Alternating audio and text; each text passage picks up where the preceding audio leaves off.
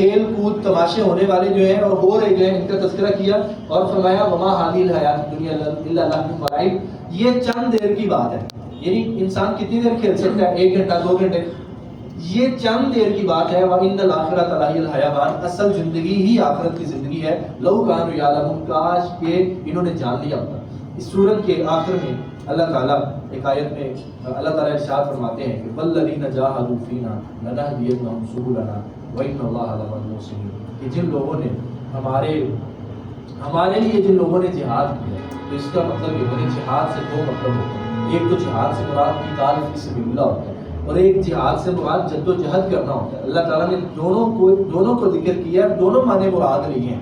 قتال کی اور آیات جہاد کے بارے میں، جیسے نبی صلی اللہ علیہ وسلم کے پاس ایک صحابی آئے، آ کر کہنے لگے میں نے بھی ساتھ جہاد پہ جانا ہے، غزوے پہ جانا ہے. آپ نے فرمایا ماں باپ زندہ ہیں تمہارے؟ کہنے لگے زندہ. آپ نے فرمایا جاؤ فجاہد فیہما، ان کے اندر جا کے جہاد کرو.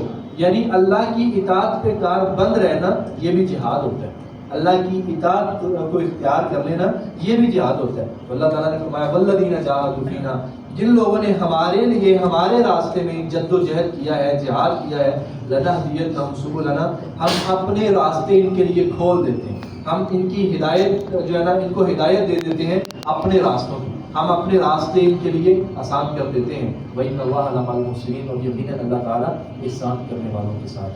اللہ کی راہ میں جہاد کرنا یہ بھی احسان کے زمرے میں آتا ہے. اللہ تعالیٰ سے دعا ہے اللہ تعالیٰ سمجھ کے عمل کرنے کی توفیق عطا فرمائے. الحمد للہ.